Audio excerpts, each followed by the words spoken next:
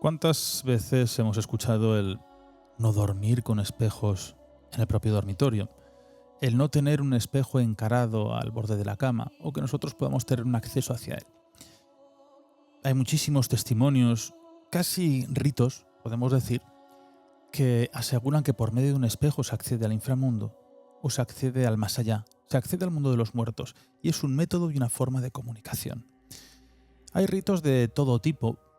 Recuerdo cuando en su día hice diferentes reportajes, aquellos que encendían una vela, una pequeña lucerna, que incluso en mitad de esa oscuridad, cuando pasas, habitualmente es una prueba de 2-3 días, en absoluta soledad, recordando seguramente a un ser querido, tú enciendes una vela. La vela no tiene que estar delante de ti, sino en un lateral o detrás de ti. Simplemente tiene que generar cierto halo de iluminación en esa estancia. Y en un momento dado, cuando parece que tu cerebro entra en un estado alterado de conciencia, o no tienen por qué ser visiones, ese espejo parece que se transforma y parece que aparece un rostro de alguien que no está. Estas prácticas ya se vienen utilizando desde épocas muy antiguas. Los espejos ya nacen en la época en la Edad del Bronce, con aquellos calderos que muchas veces les sacaban brillo para poderse ver entre ellos, la antigua Roma y la antigua Grecia. Los ritos que luego hablaremos del oráculo de los muertos, el necromanteio. Pero todos estos momentos frente a un espejo, hay una tradición que hemos perdido, sobre todo en España. Era uno de los países más importantes del mundo donde se hacía un pequeño rito cuando un familiar estaba agonizante e iba a fallecer en sus aposentos, en su habitación. En ese momento se cubrían por completo los espejos. Estamos hablando hasta los años 60, 70, 80, me han llegado a contar en según qué testimonios y pueblos, en las zonas más recónditas de los Pirineos, zonas de cualquier punto de España. Primero se cubrían los espejos con un velo negro. Hay lugares que ponían incluso una tela blanca, pero hay otros sitios que directamente los quitaban. Tapaban incluso los retratos de los familiares, los cuadros, porque no querían que ese momento de la expiración, cuando tu alma abandona el cuerpo, se quede enclavada en un espejo, se quede enclavada entre el umbral de varios mundos, entre el umbral que podría dar paso al mundo de los muertos. También por eso cubrían las propias imágenes o retratos de los familiares, para que ellos no viniesen, ni tú fueses directo a ellos. Yo no sé si esto es real o no, pero sí que puedo asegurar que son ritos que llevan miles de años. Y nuestros antepasados, no ancestros, antepasados, casi ni una generación seguían haciendo estos rituales. Pero de pronto nosotros hemos decidido cortar por lo sano o por el error ante estos hechos que ellos hacían casi como un amuleto de protección para proteger y para ayudar a ese alma a viajar hacia el más allá. Un programa muy interesante, así que hablemos de espejos, hablemos de inframundo y hablemos de más allá. Comienza Abismo.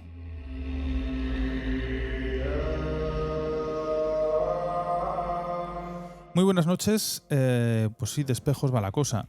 Al final hay técnicas, el psicomanteum, que ahora vamos a estar hablando sobre él, técnicas que incluso la psiquiatría, bueno, pues parece que lo ha llegado a apoyar, lo ha llegado a entender y ha llegado a conclusiones de cómo poder contactar con el más allá. Es un tema muy interesante y al final son pequeños accesos a los oráculos. Silvia Ladrero, ¿qué tal estás? Muy buenas noches.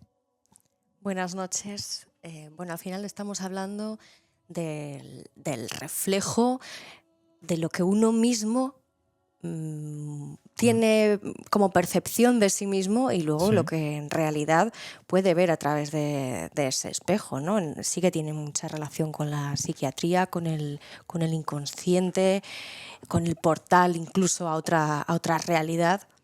Vamos a hablar de todo eso esta noche, me parece, demasiada introspección, ¿eh? No sé, hay que estar preparado también para mirarse al espejo. Bueno, pues vamos a hablar también con nuestro buen amigo Daniel Higueras, Mr. Krell, porque al final esto es un método de contacto con los muertos. Es una obsesión que había, no desde la antigüedad, sino desde el principio de los tiempos del ser humano.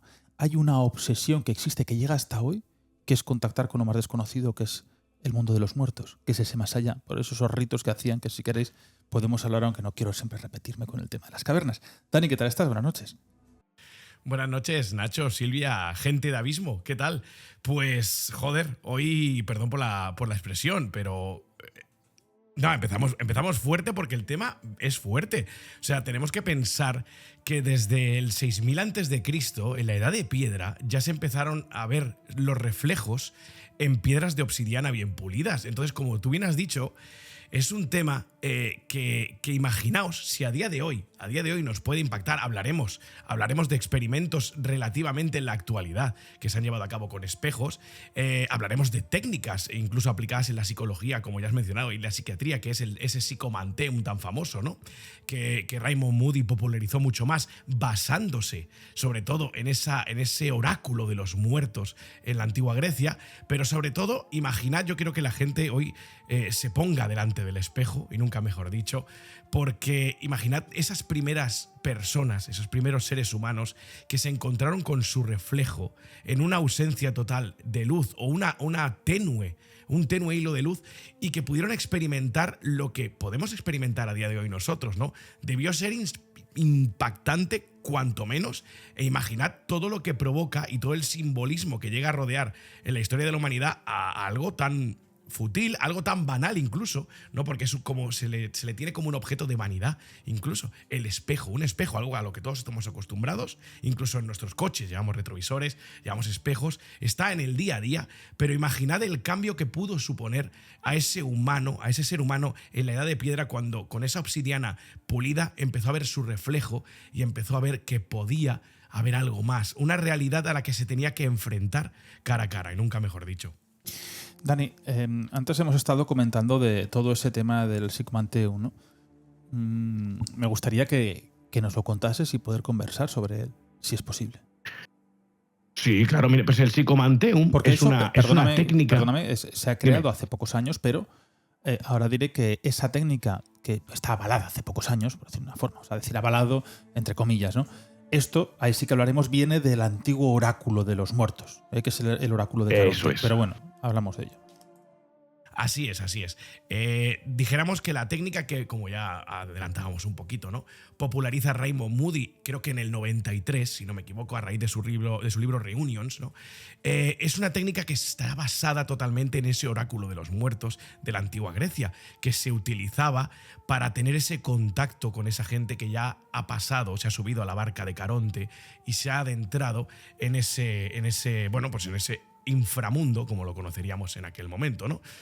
Capitaneado por Hades, entonces, ¿no? Bueno, pues llegados a este punto, el psicomanteum lo que refleja es esa técnica antigua, de una manera en que la psiquiatría y la psicología la pueden aplicar según a quien le preguntes. También digo, es una técnica conocida, pero no es muy popular entre los profesionales del tema, porque hay muchas reticencias a utilizarla, ¿no? Hay gente con mucho nombre, como... Estamos hablando de Raymond Moody, ¿no?, que la ha utilizado en diversas ocasiones. Hay otros psiquiatras y psicólogos que también se han atrevido a ello, pero no es algo que sea muy popular y muchos lo desconocen y son reacios a ella, ¿no? El tema vamos a explicar para que la gente tenga más o menos contexto de cómo se podría hacer una sesión de psicomanteum, ¿no? Pues dijéramos que el terapeuta, por ejemplo, nos colocaría en un diván, en una habitación con total oscuridad, iluminada por una tenue vela, en este caso a lo mejor no una vela, pues estamos en el siglo XXI, en 2025, podría ser una tenue luz, con un espejo a unos 45 grados frente a nosotros. ¿Para qué? Muy importante, para que viéramos el reflejo de la vela, o la vela en sí, o esa luz, esa tenue luz, pero no nos viéramos a nosotros. Simplemente viéramos lo que el espejo refleja. Sabéis que hay aquello de la ley del espejo, ¿no? Tú no puedes ver en el espejo lo que no... O sea, el espejo no puede ver lo que tú no estás viendo en el espejo. Cuidado con esto, que luego lo haremos y ampliaremos la ley del espejo, ¿no? Pero al margen de eso, la idea es que el terapeuta, con una serie de pasos, te induzca a lo que se consideraría un estado alterado de conciencia. Por eso tenemos a esos chamanes de Siberia y a esos chamanes en África que utilizaban bronce pulido para esas transiciones a otros estados, como hemos dicho, y en ese momento es en el que tú puedes alterar tu realidad con ayuda de un terapeuta cualificado. Obviamente esto no lo puede hacer todo el mundo en casa. A ver, hay experimentos que la gente puede hacer en casa y luego hablaremos de ellos, pero el psicomanteum yo pediría a la gente que tuviera cuidado. ¿Por qué? Porque está demostrado científicamente por ese llamado efecto Troxler, ¿no? Que cuando, ahora explicaré más detenidamente lo que es el efecto Troxler, que cuando entramos en ese punto de fijación visual, en este caso, que sería el espejo, y tenemos esa oscuridad y tenemos esa guía del terapeuta, puede alterar nuestra realidad. ¿Cómo? El cerebro rellenaría huecos, que luego explicaremos mejor, ¿vale? Cómo lo hace esto. Pero sería como un puzzle que el cerebro, nuestra mente empieza a rellenar. Por lo tanto, ¿qué puede suceder en una sesión de psicomanteum? Y esto está documentado desde el punto de vista psiquiátrico. Ha sucedido. Sobre todo, incito a la gente a que se pase y estudie un poquito la figura de Raymond Moody, ¿no? El tema es que puede haber contactos con otras supuestas realidades, siempre para la persona que está en la terapia. Puede haber contacto, que es para lo que más se utiliza el psicomanteum, y de ahí su origen, de ese oráculo de los muertos, ¿no? Para tener contacto. Sobre todo se aplica esta técnica, quiero que la gente lo entienda, para intentar superar procesos de duelo que son muy profundos y que pueden ayudar a la gente a intentar soltar ese lastre, ese lazo que ha quedado pendiente con esa persona que ya no está, ¿no? El psicomanteum puede proyectar desde nuestro subconsciente todo desde un punto de vista psiquiátrico. No estamos entrando en algo más espiritual ni ritualístico. Simplemente ahora estamos analizando el psicomanteum desde ese punto de vista. Nos puede proyectar nuestro subconsciente de una manera en la que nosotros veamos o tengamos incluso una conversación de minutos u horas con alguien que ya no está, con alguien que necesitábamos hablar. Con lo cual, entenderéis que es una terapia un tanto, quizás, permitidme la expresión, arcaica para el pleno siglo XXI que estamos, pero no deja de tener ese nexo ritual, ese nexo espiritual, ese misticismo que parece casi o imposible que se pueda unir a la psiquiatría, ¿no? Eso sería un poco el psicomanteum, una sesión de psicomanteum. Decir que, como ya he dicho antes, no todos los psiquiatras ni psicólogos lo apoyan, hay muchas reticencias en la comunidad, como siempre es muy controvertido, pero sobre todo la gente que lo ha puesto en práctica, sobre todo pues hablamos del pope de esto, ¿no? Que fue Raymond Moody, sí que es cierto que piden cautela, piden que la persona a la que se va a someter al psicomanteum tenga un análisis previo a la terapia en el cual se ahonde un poco en su personalidad, en sus raíces, en sus conductas, porque es una terapia un poquito, podríamos decir, de choque, que puede experimentar cambios y en la mayoría de los casos registrados son positivos. Ese proceso de duelo se empieza a diluir, esa persona se empieza a sentir mejor, con lo cual ha dado resultado. Pero sí que es cierto que depende a quién estemos tratando con esta técnica, puede ser no peligrosa, pero sí podría despertar o abrir puertas en nuestra mente que igual no estamos preparados para afrontar. Bueno, es muy interesante ese rito que, bueno, esa prueba, ¿no? Que se hace. Pero, claro, todo esto viene de ese origen antiguo, ¿no? De ese necromantello de Caronte que se conoce, ¿verdad, Dani? De ese oráculo de los muertos. O sea, que en realidad, ¿no? Estamos trabajando sobre esa base de la Grecia clásica. Así es. Como ya hemos dicho, ese oráculo de los muertos que se llevaba a cabo en diferentes, conocemos algunos, quizá el oráculo más famoso sea el de Delfos, ¿no? Por ejemplo, decir que los griegos no llegaron a tener los espejos que tenemos nosotros, pero sí que ya combinaron algunos tipos de metales en la base del espejo y encontraron, junto con vidrio, y encontraron ya un espejo más parecido, más similar a lo que podríamos entender hoy como tal, como espejo, ¿no?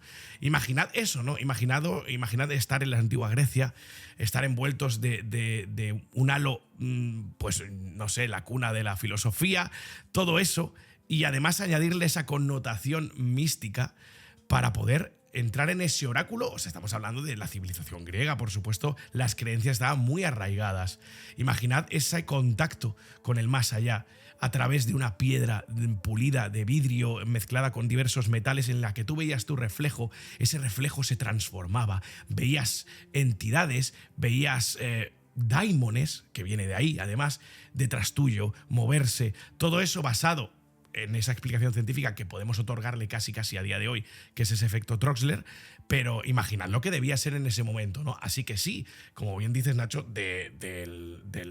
ese oráculo de los muertos, nace esa técnica a día de hoy, que es el psicomanteum. Esto no es ninguna leyenda que haya, ¿no? Es el santuario al Hades, el santuario al inframundo. porque es muy importante también contar esta parte de la historia, ¿no? Sí que tenemos incluso ruinas de dónde se encontraban, cómo eran. Se han hecho incluso recreaciones diferentes, también excavaciones arqueológicas buscando estos lugares. Ya no estamos hablando solamente de esas cuevas que accedían al inframundo con las sibilas. Las sibilas son absolutamente necesarias. Has mencionado tú esos oráculos de Delfos, el de Dodona también, que era muy interesante, muy importante sobre esto. Pero al final son lugares que tenían que estar junto al río el Aqueronte, que estaba dedicado al dios Hades, ¿no? En aquel lugar es donde se encontraban las puertas de los muertos. Y era una deformación de una cueva antigua prehistórica donde ya había un acceso al más allá. Entonces, cuando llegaban las personas, cuando llegaban esos elegidos, podemos decir casi ese rito iniciático, se dividía en varios puntos, ¿no? Lo primero que tenían que hacer era un rito de purificación. Tenemos que imaginar que estamos con un patio central, en la más absoluta oscuridad, y ese visitante que se enfrenta a un rito de purificación, bueno, ahí el sacerdote es donde en mitad de esa oscuridad completa, ese silencio perenne, aparece con una pequeña lámpara de aceite, muy pequeña, donde esa llama parece que va haciendo entrever diferentes espacios. Comienzan los baños físicos para purificar, comienza la magia, comienzan a contar historias que sugestionen a esa persona y comienzan unas extrañas oraciones de ritos de invocación. Y también, como va a ocurrir en otras épocas, como puedan ser los templarios, los cátaros, aparecen las dietas especiales, que son las dietas de los muertos, donde tú tienes un tipo de alimentación que vas a ser un poco más propenso a tener un contacto, o por lo menos a tener posiblemente un estado alterado de conciencia diferente. Después de estos baños es cuando, de esta purificación, tú llegas a un contacto con el inframundo. Y ahí ellos trabajaban en el subsuelo, trabajaban en diferentes lugares, zonas completamente laberínticas. Esto no era 1 hora ni 2 horas, ellos estaban días. Había días de esa purificación y había días en soledad para encontrarte con los propios espíritus, con tus propios familiares o directamente con los dioses, que ellos van a dar la sabiduría, van a dar directamente el futuro o te pueden decir sobre tu propia muerte. Cuando esta persona, estos griegos, se encontraban en aquel momento en soledad, eran unas especies de edificaciones laberínticas donde ellos se perdían, donde había diferentes espacios casi escenografiados para ayudarte a generar ese estado alterado de conciencia. Y por último, es cuando llegabas a los favores y al futuro, ¿no? Ese contacto con el inframundo. Cuando esa persona salía completamente cambiada la vida, atónita de haber podido contactar con el mundo de los muertos, después de días de preparación, había un pacto de silencio. Esas personas no podían decir de por vida lo que habían visto ni cómo habían hecho ese tipo de rito. Y esto es muy importante de cómo desde las primeras épocas se busca, por medio de los espacios, transformando, porque esto no es un espacio al aire libre. Eso sería un poco ese chamanismo que tendríamos primitivo en las zonas, pues seguramente de Siberia, ¿no? Las zonas donde aparece el chamán, donde aparece ese sabio, en las zonas de Mongolia, que sí que van alrededor de un fuego, alrededor de un punto, alrededor de un eje, que sí que facilita a ellos un estado alterado de conciencia, pero no para una persona vulgar, que no tenemos ese tipo de don o de capacidad de contacto. Y lo que se creaba es un espacio perfecto para que tu mente entrase en contacto con el más allá. Es el mismo espacio que se crea en las cuevas chamánicas del inframundo. Es el mismo espacio que nosotros encontramos en diferentes puntos de España. Es un espacio donde parece que cuando tú te adentras en las profundidades hay como una especie de energía de masa, de la gran fuerza y potencia que tú tienes del peso de la roca sobre ti. También el aire es diferente. Aparece el gas radón, que es cuando las galerías están sin ventilar de la propia roca que emerge. Y ahí es donde se tiene ese contacto. Y esto es lo que ellos hacían con esos ritos. Y bueno, pues que lo hemos perdido, por desgracia.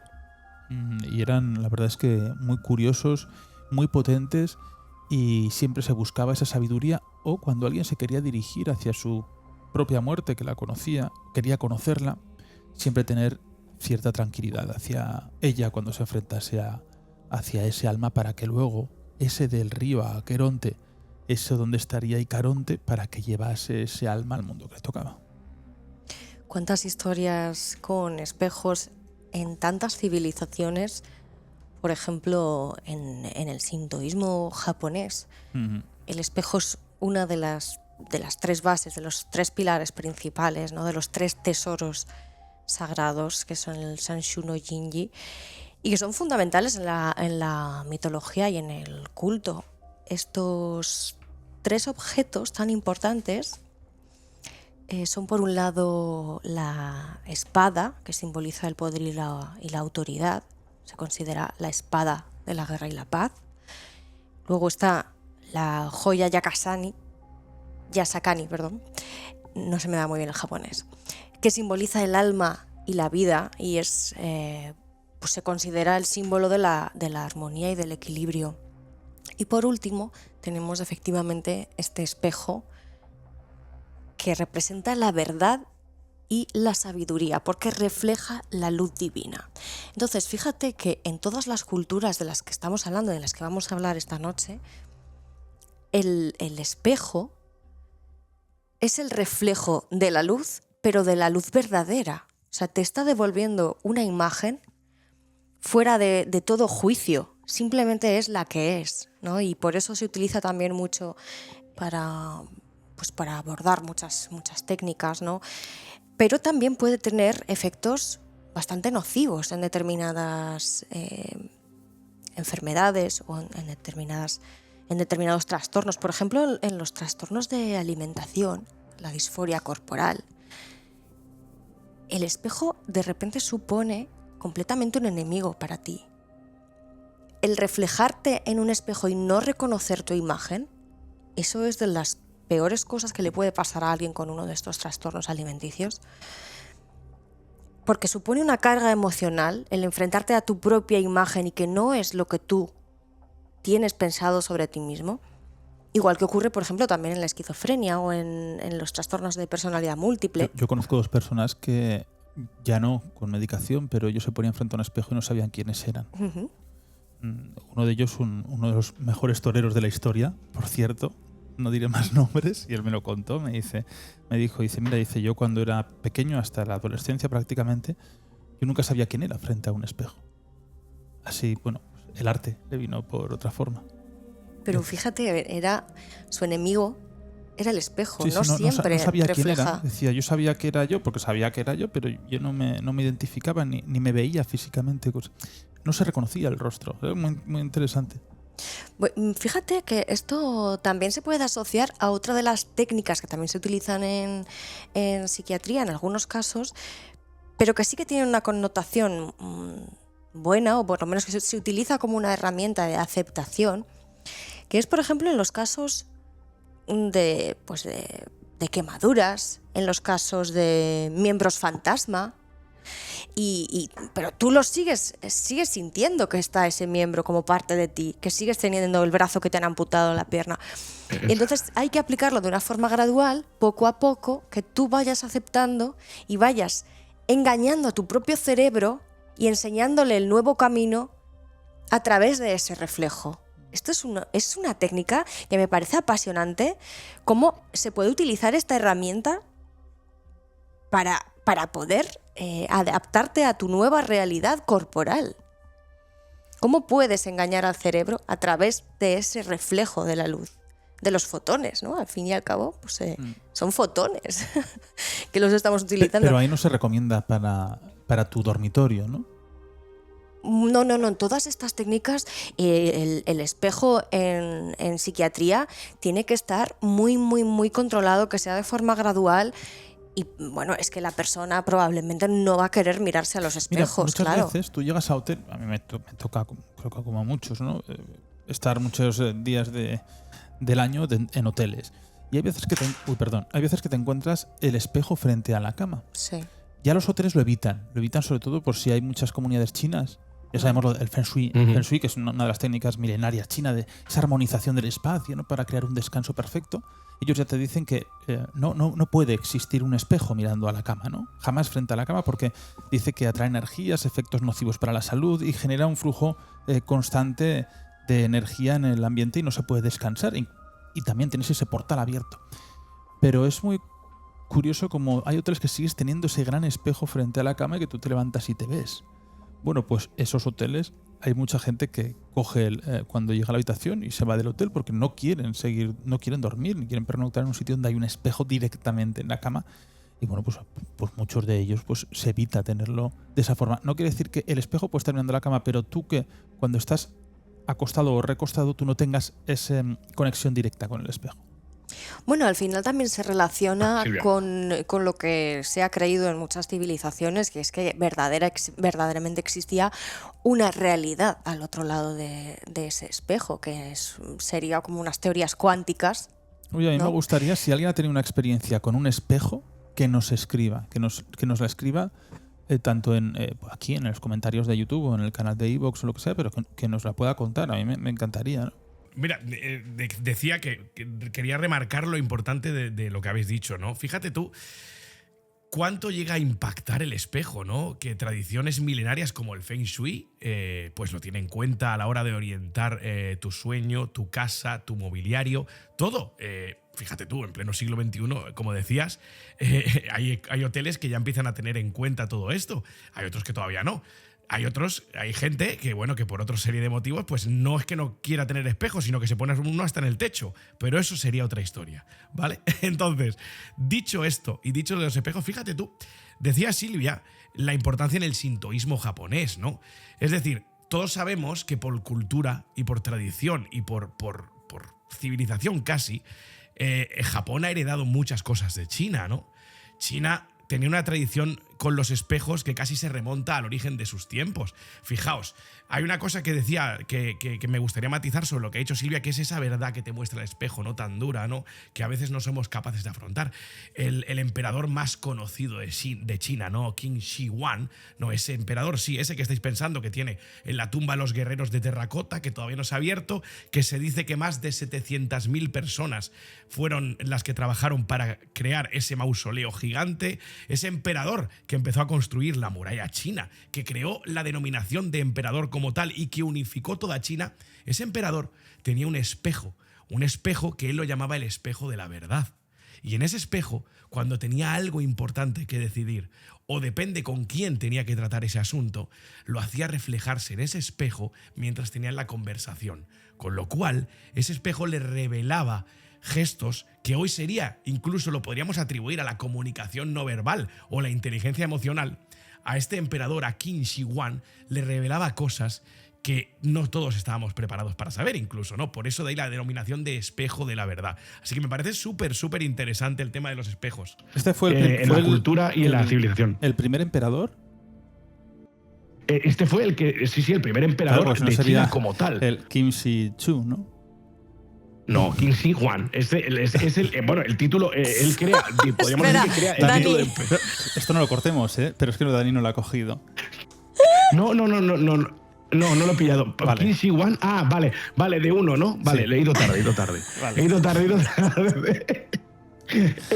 Sigamos. Es que necesitaba decirlo. Joder, Nacho, qué fino hilas, por Dios, de verdad. Necesitaba decirlo, digo, bueno, pues era el primer emperador, claro. O sea, Kim Sí, Shi-chu. era. Vale. El Juan era el primero. O sea, es o uno, o Juan, o Juan en Sevilla. Vale. Juan, pues lo mismo, más o menos. Sigamos. Pero sí. Esto no lo cortes, pues, que Dani es el que se dedica No, a esto. ya no se corta nada. La gente tiene derecho a verlo todo. Eso es. Bueno. Pero es muy interesante también esa cultura japonesa, ¿no? Esa cultura china, toda la cultura oriental, como, o ya no, sino que esa interconexión entre culturas de todo el mundo, todos llegan a los mismos métodos, las mismas fobias y las mismas necesidades. Pero una necesidad internacional, multidisciplinar, multicultural, que es el contacto con el más allá y con el inframundo, con el mundo de los espíritus o los dioses, sino es también esa forma a verse reflejados. Pero es que esto también en poblados que no han tenido casi contacto con el hombre, hay que recordar cuando se veían ellos reflejados en una fotografía, lo peligroso que era hacer una fotografía.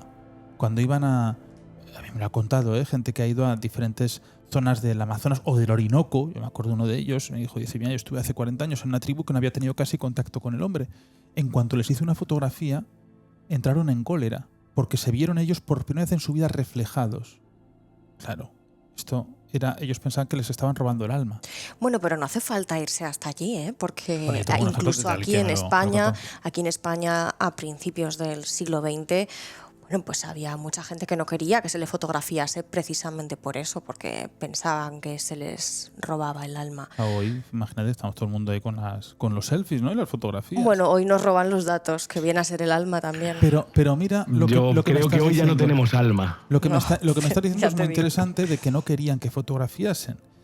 Pero es lo que he dicho al comienzo. En España, hasta hace muy, muy pocos años, cuando alguien estaba agonizando, que es ese proceso de la muerte, que no era en soledad, siempre estaban acompañados para que fuese un partir lo mejor posible. Intentaban que no hubiese incluso lloros, ¿no? Sino vamos a ayudar a ese camino. Se tapaban los retratos de los familiares o se quitaban. Había veces que hay localidades que se quitaban de la habitación. Se vaciaban por completo. Aquí en Aragón, en Salvatierra de Esca, se quitaba todo de ese dormitorio. No había ni cuadros, ni fotografías, ni espejos. En otros sitios lo que se hacía es, no sé si lo sabéis, se tapaban los espejos con un velo o directamente una mantilla negra, blanca. No quería decir que el espejo no se viese, sino lo que se quedaba es que no fuese tan translúcido, no se cubría por completo. A veces sí que se ponía una manta o una sábana, pero se tapaba por completo. Ya no que estuviese directo hacia él, sino en esa estancia no podía haber un espejo. Y los armarios de luna, que es lo que se conocen los armarios antiguos, la luna sería ese gran espejo, también se tapaban, se abría la puerta, se ponía y se cerraba. Lo único que se dejaba a la vista eran elementos religiosos, crucifijos, imágenes de santos, retratos de santos, arte, eso sí, pero el resto todo desaparecía. Lo de cubrir los espejos con una mantilla negra, esto hay algo parecido que en los rituales de Wicca se utiliza, y es que se tiñen como de negro, ¿no? Ese reflejo de los espejos que se les da esa tonalidad negra pretende, es como una incursión en el alma, una forma de adentrarte sin ver del todo la imagen reflejada perfecta, sino para poder intuir, y entonces a raíz de ahí te lleva a un estado, es un ritual, un momento iniciático en el que a partir de ese medio semi-reflejo oscuro tú puedes comenzar a pensar, a crear. Bueno, pues al final, fíjate, en todas las culturas se le ha ido dando un significado a esa imagen oscura. Y es verdad que aquí en el catolicismo, aquí en España, pues sí, se cubría, y yo creo que hay muchos sitios que lo siguen haciendo con esas mantillas negras. No lo sé si lo siguen Fíjate. haciendo, imagino que sí, Perdón. pero no, ya Dani, dime. Que decía que, fíjate tú, el tema, la importancia y desde dónde nos llega, ¿no? La importancia del reflejo del espejo, como entenderlo como nuestra alma. Esto nos viene desde la civilización egipcia ya, en la que pulían obsidiana también, junto con, Nacho, mencionabas antes, culturas que no han tenido ningún tipo de contacto, aparentemente, que sepamos a día de hoy, ¿no? Por supuesto, no hay registros de ello, como la azteca, la inca, que también pulían obsidiana y también utilizaban esos espejos. La civilización egipcia, todos conocemos, hemos visto películas de Indiana Jones, ¿no? O la momia, en la que entraban y utilizaban los espejos para transmitir la luz solar, ¿no? E iluminar salas y estancias. Pero los egipcios, sobre todo, también tenían esa creencia del Ka, de esa imagen ligada al alma que proyecta el espejo, ¿no? Y la tenían incluso tan ligada que algunos la denominan como el ojo del dios Ra, por aquello de estar siempre vigilante. El espejo es como que siempre está vigilando, ¿no? Hemos hablado de Grecia y Roma, por supuesto. Grecia y Roma casi que van de la mano, ¿no? O Roma adopta todo lo que viene de la civilización griega. Pero por supuesto, yo creo que hay un cambio. Fíjate tú, hablábamos de ese oráculo de los muertos antes, ¿no?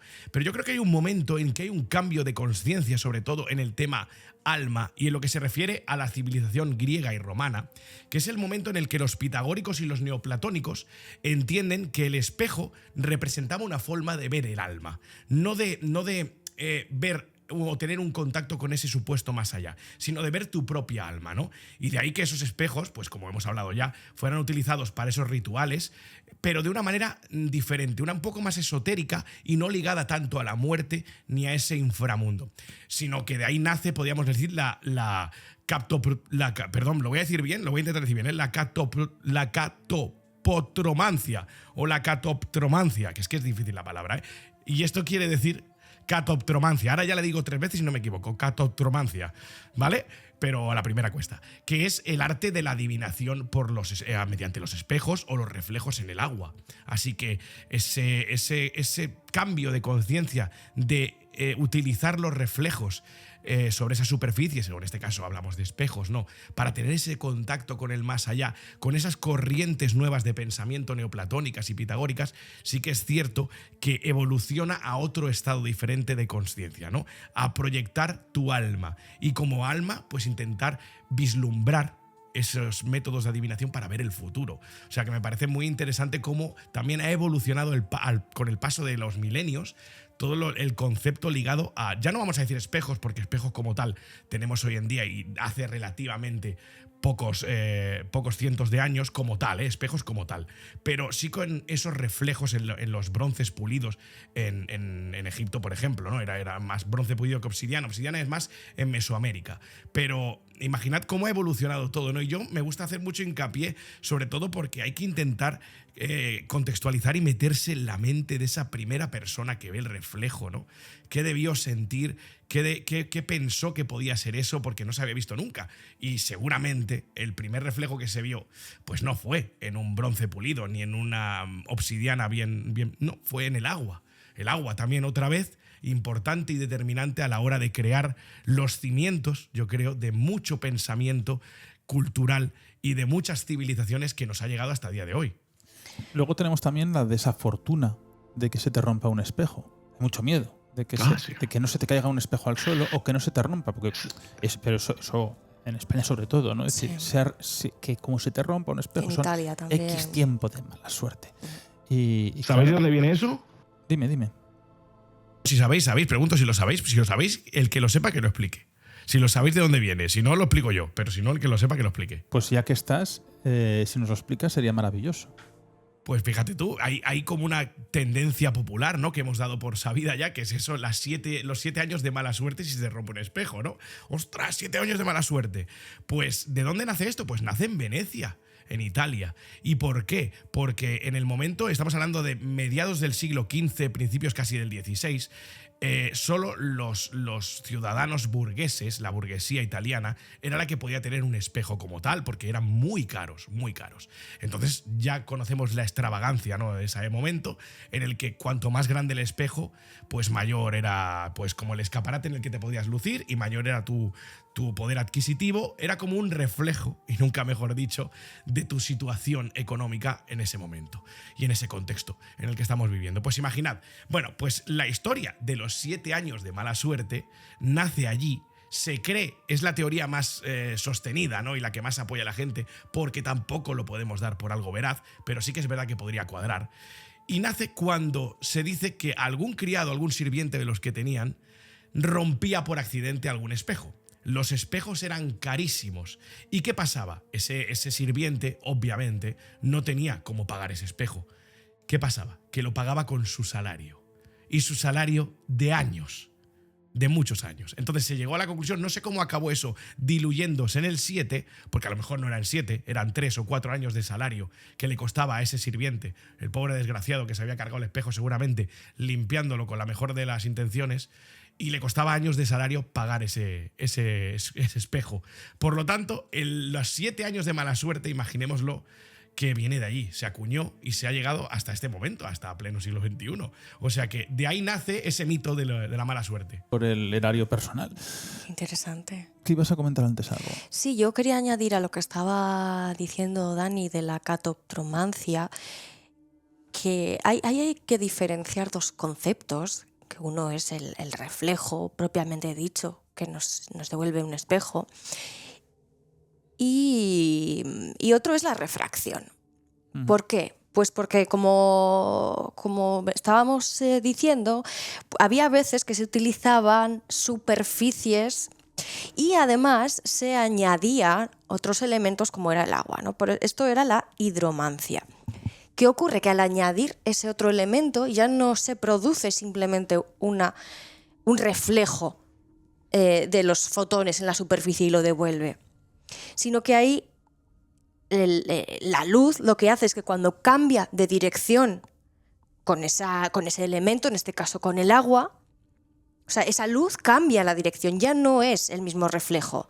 Entonces ahí se produce como una distorsión. Bueno, todos tenemos la experiencia, ¿no? Cuando metemos la pierna en el agua, ¿verdad? La vemos desde arriba y vemos como si fuera más corta. Ese es el fenómeno de la refracción. Y entonces esto se utilizaba, se añadía normalmente agua para que se produjese esta refracción, porque esa imagen distorsionada se interpretaba como una señal o como algo sobrenatural. Es decir, te estaba mostrando tal vez los demonios que tenías en tu interior, te estaba mostrando algo que hubiera detrás, algún espíritu maligno.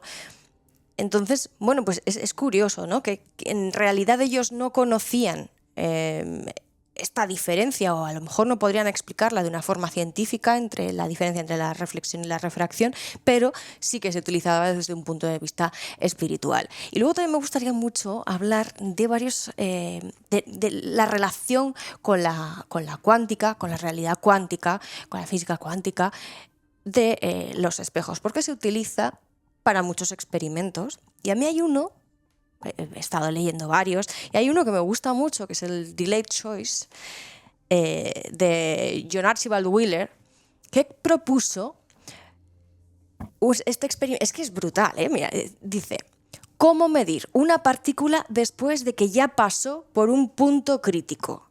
O sea, ya ha pasado, ¿cómo la podemos medir? Bueno, él proponía: un espejo puede redirigir una partícula cuántica. Por ejemplo, un fotón. Si el espejo se pone o se quita después de que el fotón ya ha pasado por la primera parte del experimento, esto hace que ese fotón cambie retroactivamente su pasado. No, Wow. Esto es, no que la comprendo. realidad cuántica no se define hasta que interactúa con la propia conciencia o con la propia medición. Claro, es que si nos estamos metiendo en teorías cuánticas, ya sabéis que a mí me gusta mucho esto de la cuántica y que siempre me gusta relacionarlo con todos los temas, pero, o sea, si no existiese ese espejo, ese fotón tendría una vida pasada diferente a la que tiene por existir el propio espejo. Nacho, no te duermas. No, es que me parece tan... Esa es la teoría cuántica, me parece... No sé, me cuesta mucho entender estas cosas. Es que, pero... A ti solo no, nos cuesta a todos. Hombre, claro, a Es tela, todos, a todos. Pero date cuenta que es que al final los fotones pueden tomar diferentes rutas, ¿no? Pero me parece curioso cómo este experimento pretendía cambiar el propio pasado. Es decir, podríamos tener en nuestra propia realidad un espejo como herramienta de viajes hacia el pasado. Sí. Bueno, yo pienso que sí. Al final todas las culturas, si se ha mantenido y se ha continuado haciendo, esto es como...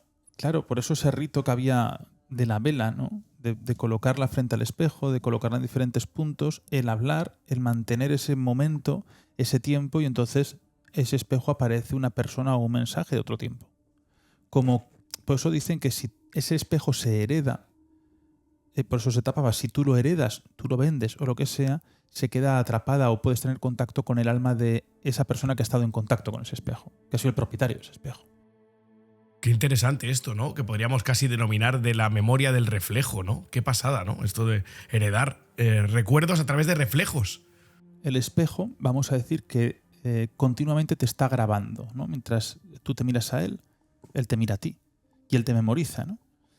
Entonces es esa creencia, esa práctica de que el espejo, que tú estás comprando un espejo del siglo XVIII, oye, a mí sabes, Dani, que me gusta mucho comprar arte, las antigüedades, yo pues como si me compro un espejo del siglo XVII, tú no sabes de dónde viene ese espejo, ni qué personas han estado ante él o qué personas han muerto a su alrededor.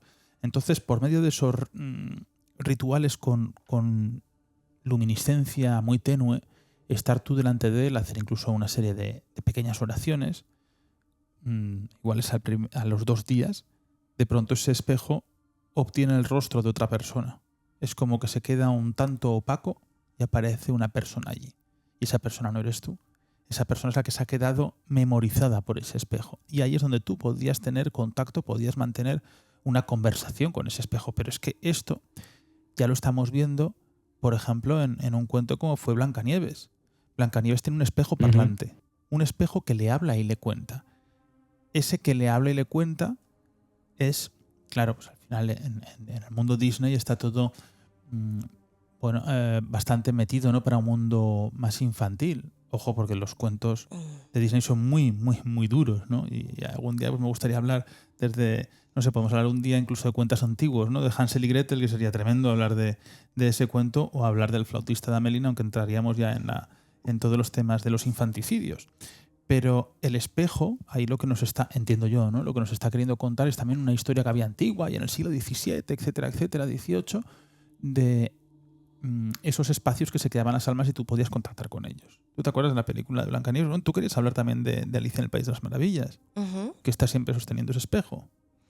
Bueno, pero es que hay una segunda parte que escribió Carroll, que es precisamente a través del espejo y lo que Alicia encontró allí. Y se basa toda la historia de este segundo libro en que ella, bueno, pues se obsesiona con qué puede haber detrás de una casa con un espejo, que ese espejo está reflejando una realidad y dice, uy, pero claro, si yo miro hacia abajo, en el otro lado es hacia arriba, y si yo miro a la izquierda, en realidad es hacia la derecha. Empieza a obsesionarse con eso, con que en realidad lo que está haciendo ella se ve al revés, desde el otro lado, y quiere formar parte, o se plantea cómo sería todo desde ese punto de vista. Si existe algo detrás, bueno, pues sí, forma... es un personaje en muchos de los cuentos y de historias y leyendas, en teoría, para niños, aunque en este caso yo creo que Carroll sí que lo utilizó como un recurso narrativo muy potente para... Bueno, pues para las reflexiones sobre la propia identidad, ¿no? Lo que estábamos hablando antes también de la psiquiatría, que lo relaciona con mirar más allá, ¿no? Más allá de lo que soy, más allá de lo que yo puedo ver y de lo que debe existir. Vaya capítulo de paranoia nos estamos... Bueno, pero al final es un capítulo que está yendo a lo más profundo de la mente humana y de sus creencias, Dani. Sí, y al final es lo que hablamos, ¿no? Que esa proyección que tenemos de nosotros mismos o de lo que se supone que deberíamos ser nosotros mismos, ¿no? Y esa disociación que se puede producir desde el punto de vista psicológico o psiquiátrico. Por eso ese desdoblamiento, ¿no? Por eso esa manera de entender una realidad o intentar rellenar esos huecos de una realidad que quizá no entendamos, ¿no? Fíjate tú, hace relativamente pocos años hay un psicólogo de la Universidad de Urbino en Italia que se llama Giovanni Caputo, que quiso hacer un experimento. No sé si lo habréis leído porque se popularizó bastante en prensa, ¿no? Y tal. El tema es que cogió una serie de sujetos y los colocó frente a un espejo a unos 40 centímetros de distancia, más o menos ese era el proceder, ¿no? Y debían mirar a ese espejo bajo unas condiciones muy, muy, muy específicas, ¿no? Durante unos 10 minutos debían mirar su propio espejo, debían mirarse a los ojos, a sus propios ojos en ese espejo, ¿no? Y la habitación, como hablamos antes con el psicomanteum, ¿no? Con esa técnica también, casi en penumbra, con una luz muy tenue. Bueno, la mayoría de los participantes que estuvieron involucrados en la prueba dicen que su rostro, había porcentajes por ahí, no los he buscado, tampoco hace falta dar tantos datos, ¿no? Simplemente que había mucha gente que decía que después, transcurridos unos minutos, su rostro parecía deformarse o derretirse incluso, ¿no? Que veían la cara como de un desconocido que no era en ellos, una cara incluso llegaron a apuntar como monstruosa, ¿no? Que algunos llegaron a ver figuras fantasmales o personas muertas de su entorno familiar o de su entorno de conocidos, y que sobre todo había gente en un alto porcentaje que, aparte de ver cosas o no llegar a ver nada, sentían presencias ajenas a ellos en ese experimento, ¿no? Giovanni nombró este experimento o lo denominó un poco como una ilusión facial extraña en la que entraba todo eso y en la que entronca directamente con ese efecto Troxler que hemos hablado antes. Vamos a explicarle un poquito, muy rápido, muy sintetizado, lo que es ese efecto Troxler a la gente para que lo entienda y por qué esto de mirar a un punto fijo, sobre todo en un espejo, puede producir esa serie de bueno, pues llamémosle de cosas que hasta ahora pues parece que no entendemos, ¿no? Ignaz Paul Vital Troxler, en 1804, se dio cuenta que si tú fijabas la vista en un punto, ¿Verdad que todos hemos visto o hemos hecho algún tipo de test, o ahora con el TikTok tan de moda nos salen cositas de estas para probarnos a nosotros mismos? Bueno, pues hay un caso muy concreto en el que utiliza la visión periférica, ¿no? Y es este. Este es el efecto Trossler. Vamos a explicarlo para que la gente lo entienda muy fácil. Cuando tú miras un punto en concreto durante una serie de tiempo, no hace falta que sea mucho. Hay experimentos mucho más sintetizados, ¿no? Pero tú miras, imaginemos una cruz en una hoja en blanco. Y alrededor de esa cruz tenemos puntitos rojos, verdes, amarillos, de diferentes colores. Si tú fijas la vista en ese punto, en esa cruz del centro de ese folio en blanco, a los 20-30 segundos notarás, y tú lo apreciarás, cómo empiezan a desaparecer esos círculos de colores alrededor. La visión periférica muta. La visión periférica cambia. ¿Qué quiere decir esto desde el punto de vista científico? No es magia, o por lo menos no lo entendemos así hoy en día, ¿no? ¿Qué quiere decir? Que el cerebro se está fijando en ese objetivo. Eso, podríamos decir, resumiéndolo mucho, que esa visión periférica, esos objetos inmóviles, que son estos puntitos, le sobran. Por lo tanto, los elimina. ¿Por qué? Porque necesita concentrarse en ese punto. Y eso es precisamente lo que pasa, ese efecto Trossler que se le llamó, es lo que se aplica a esa técnica que Giovanni Caputo realizó con esas personas, y esa deformación, podríamos decir, de esa realidad en el reflejo del espejo se debe, dicen los que entienden mucho más que yo de esto, a ese supuesto efecto Trossler, ¿no? Yo creo que es importante porque aquí entran muchos matices, como incluso esa disociación, ese no conocernos, ese vernos en el espejo y no saber qué estamos viendo muy bien, ¿no?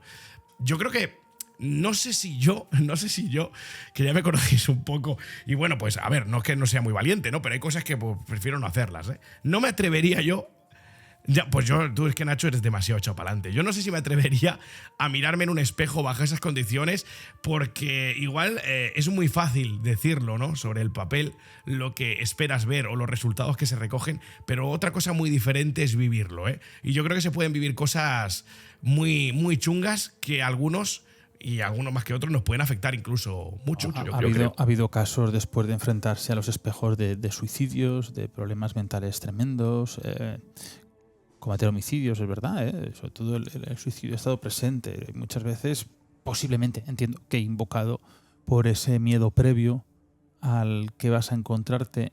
Incluso la mente te puede jugar esa pasada de que al final te encuentras con lo que tú quieres, porque la mente te hace encontrarte con él. Por eso esa dualidad entre lo explicable y lo inexplicable.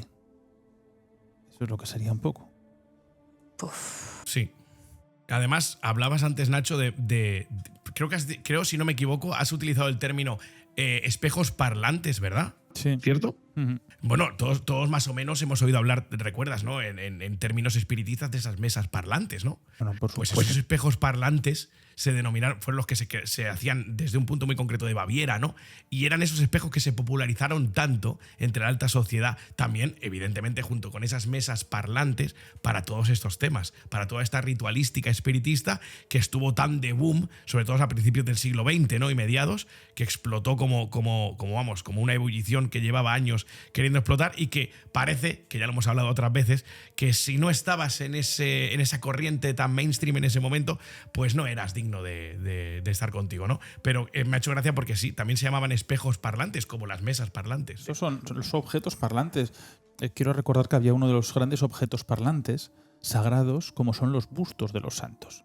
Cuando nosotros tenemos un santo, habitualmente cuando hay un cráneo, ¿no?, de ese santo, está resguardado dentro de un busto en plata, en bronce, policromado. Entonces nosotros que estamos viendo a ese santo, pero dentro está el cráneo. Eso es lo que se conocían también como bustos parlantes, como los santos parlantes. Y se consideraba que tenían cierta capacidad de contactar y de poder hablar con los fieles. Esto fue uno de los grandes motivos de persecución de los templarios. A los templarios, por esa idolatría, esa sodomía, todo eso que se les acusaba, también se les acusaba de esa devoción al Baphomet que hablaban. Pero es que parte de esas teorías del Baphomet eran los rostros parlantes. Por ejemplo, en San Saturio, uno de los grandes centros que está en Soria capital, ahí es donde está San Saturio, que era uno de esos Baphomet que podía llegar a hablar y podía llegar a mantener diferentes conversaciones. Y una de las persecuciones y de las muertes de los templarios fue por esos bustos y rostros parlantes que ellos tenían en las iglesias. Quiero Es decir, que también puede ser como con los espejos o con las mesas, ya es una cosa del 19, ¿no? Los espejos mucho más antiguos parlantes, pero es que el busto parlante ha existido y existe. Yo no sé si lo sabíais, el tema de los bustos. No. Bueno, pues Dani, yo creo que tenemos suficiente material, ¿eh? Hemos contado. Sí, no, a ver, seguramente nos dejaremos cosas en el tintero, ¿no? Y la gente pues puede aportar, como tú bien has dicho, oye, si alguien tiene experiencias, fijaos que las comparta con nosotros, ¿no? Porque siempre es interesante conocer otros puntos de vista, otros reflejos de estos espejos, ¿no? Pero fijaos, me viene a la mente, ¿no? Pues hay de todo, en la cultura popular hay de todo relacionado con los espejos, ¿no? Aparte de cine, que obviamente no vamos a entrar en ello porque es otro mundo, pero por ejemplo, leyendas urbanas, ¿no? El típico Bloody Mary frente al espejo, ¿no? Con unas velas también, o lo que aquí conocíamos un poquito ya españolizado como el Verónica, ¿no? Verónica frente a un espejo. Imaginamos una serie de cosas que nos han calado tan hondo como sociedad, que no me extraña, que yo creo que el espejo es trascendente en el ir, devenir y caer de civilizaciones incluso. Estamos hablando desde Egipto hasta a día de hoy. O sea, ¿quién no utilizaba un espejo, no? Hubo momentos en los que se consideraba que el espejo era un objeto de vanidad, un objeto vanidoso, porque te ofrecía tu reflejo. Pero ahora mismo lo tenemos normalizado. Pero yo quiero recordarle a la gente algo muy importante, ¿no? La gente tiene que ser consciente de que cuando tú te miras a un espejo, ese reflejo no es lo que estás mostrando. Ese reflejo que tú ves en el espejo no es como la gente te ve. Está invertido. Es decir, no tenemos ese concepto porque como que lo hemos normalizado, pero me parece algo a reseñar y a tener en cuenta. Bueno, pues hablaremos de esto. Me quedo con, ya que no lo conocíais, me parece muy interesante que hable yo un día, si no os hago una pequeña reflexión de esos bustos o lo que se conocía como las cabezas parlantes. Las cabezas parlantes, los bustos parlantes, es tremenda esa historia y cómo lo utilizaban los templarios para la sabiduría y cómo lo han utilizado diferentes lugares en la historia y sobre todo en la historia de la cristiandad. Las cabezas parlantes.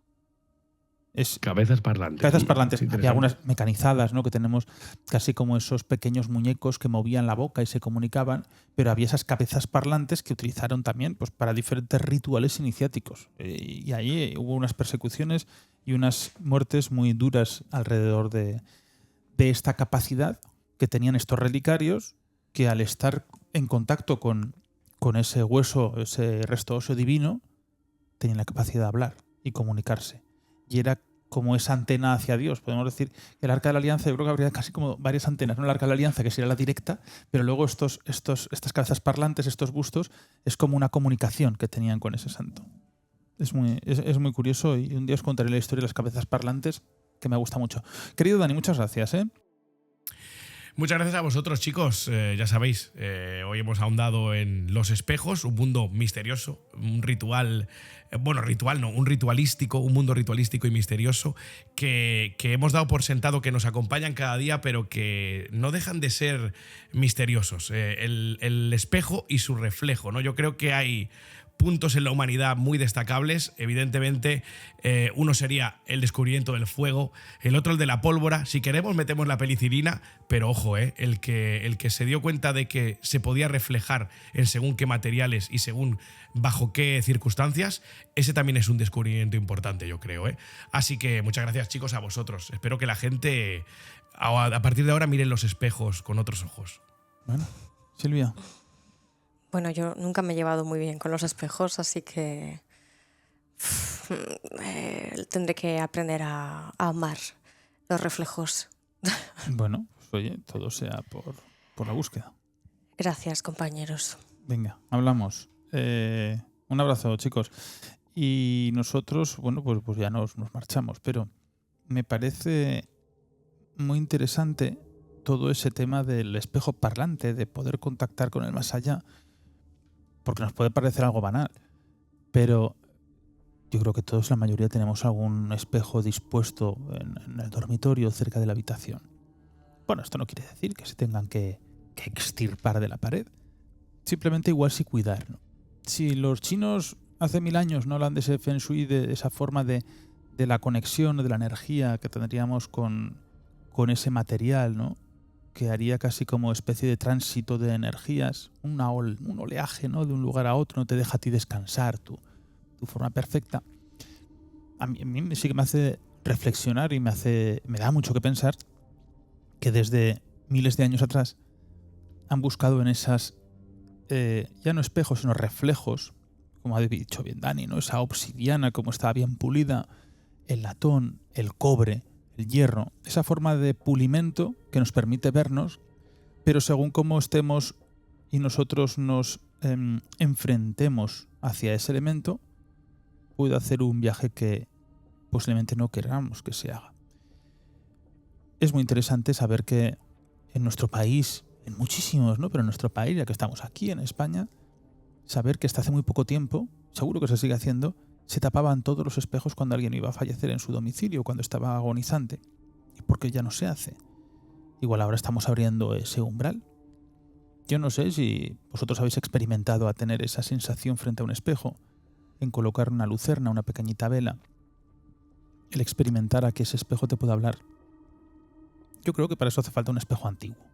Si alguien tiene que hacer esa prueba, yo sí que lo haría con un espejo antiguo, un espejo cargado de historia, cargado de sucesos, ¿no? Al final él siempre está atento a todo lo que está pasando en esa visión que tiene el espejo. Te pongas o te pongas, tú vas a tener una visión del espejo, porque al final tiene una visión 180 grados. También es muy interesante, no es antes estar frente a él. Y esa creencia en el mundo de los muertos, esa forma de búsqueda, y es casi como, en vez de dirigirte a la cueva, en vez de dirigirte al santuario, el santuario tienes en tu propia casa para poderte comunicar con el mundo del más allá, con el mundo de los muertos por medio de los espejos. Y si los espejos son realmente ese acceso a un mundo paralelo, a ese inframundo o a ese más allá o a ese mundo de los cielos, no lo sé, pero desde luego los únicos que hemos barrido con esas creencias, con esos ritos de ya no hacerlo es nuestra generación, desde hace muy pocos años. Pero yo creo que tenían razón, ¿eh? Todos esos que dan cientos y cientos y cientos de años haciendo estos rituales, protegiéndose, ojo, protegiéndose de los espejos, no irían tan desencaminados. Nos vemos la próxima semana aquí en Abismo. Un fuerte abrazo.